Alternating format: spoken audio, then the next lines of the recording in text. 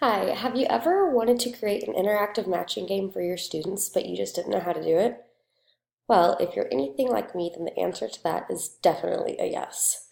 My name is Brianna Hicks, and today I will be creating a video to show you how to use Google Draw to create an interactive matching game, just like this one is here. As you can see, you can take your objects and drag them across the screen in order to match them.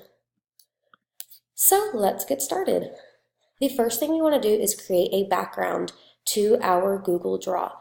So we will do that by clicking this picture right here, which is the shape. I'm going to grab a rectangle, drag it from corner to corner, and then it highlights blue. If we go up here to this fill color, we can click it and choose any of these colors. We can even create a custom one. However, I will be choosing a gradient. And I'm going to choose green since my matching game is going to be on the topic of plant parts. So now we have a background. And now if we click Arrange, go down to Order, we should press Send to Back so that everything we add to it next will go right on top of it, and this will stay in the background.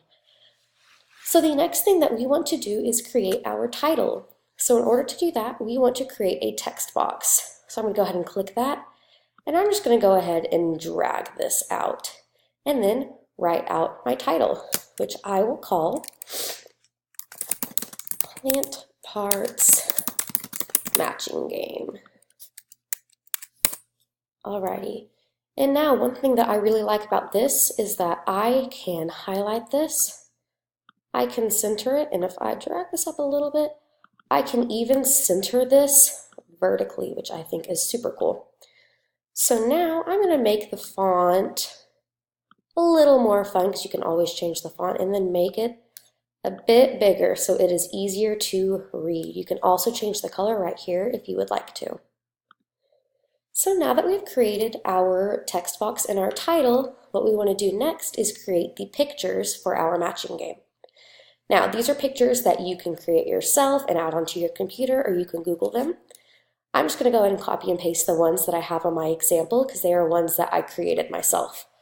So I'm just going to go ahead and press Command C to copy and then paste all of these over onto my new one.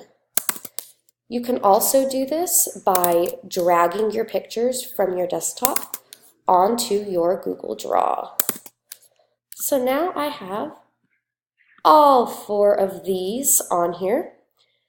And next what I'm going to want to do is add my labels.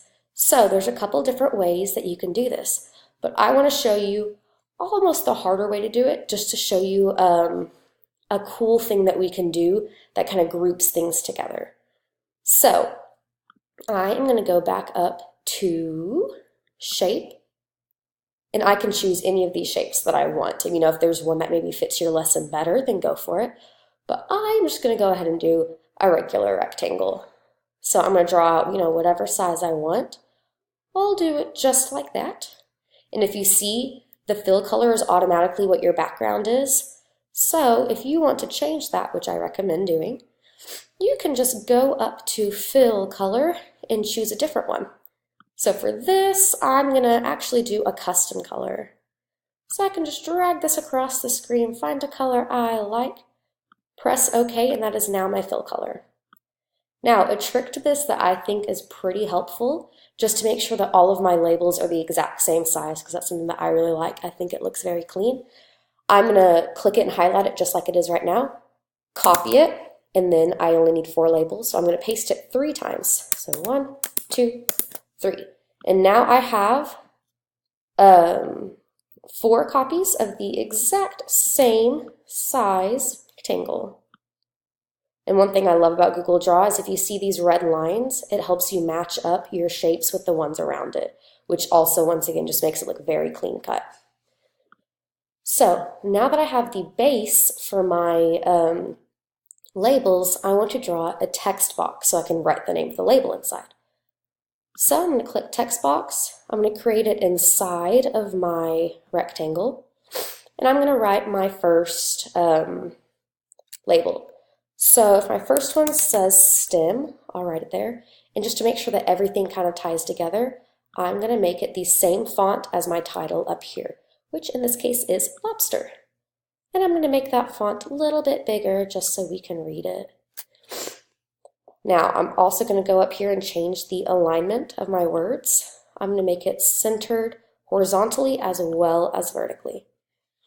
Now, I'm going to do the same exact thing about copying and pasting. That way the formatting is the exact same and I don't have to do extra time on that. So I'm going to click my text box. I'm going to press Command C for copy and then paste, paste, paste. So that now I can bring this over here. And to make sure it's lined up right in the middle, I'm going to wait for that red cross. I'm going to drag that to all of these. Oops. And now all I have to do is just rename the labels. So if this one is leaf, this one is flower, and my last one is roots. Now, if you look, if I take my label and I drag it around, well, the word stem does not follow with it. They are not connected, and that's something that we need to fix.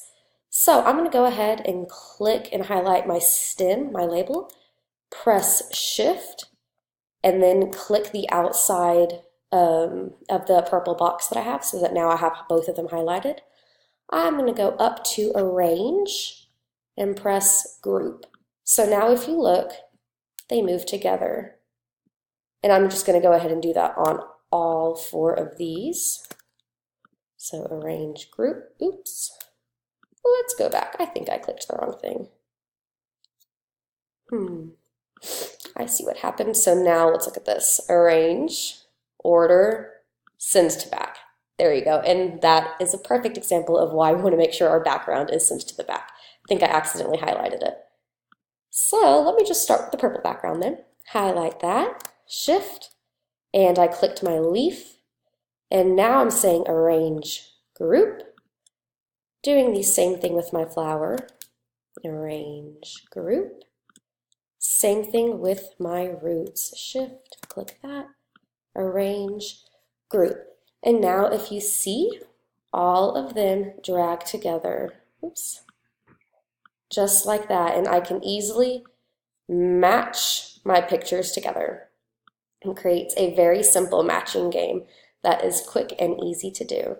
And you can do this with any topic. So that is it for that. And now for my credits. I just have the screencast-o-matic for how I'm creating my video right now because all of these pictures I drew myself. Thank you.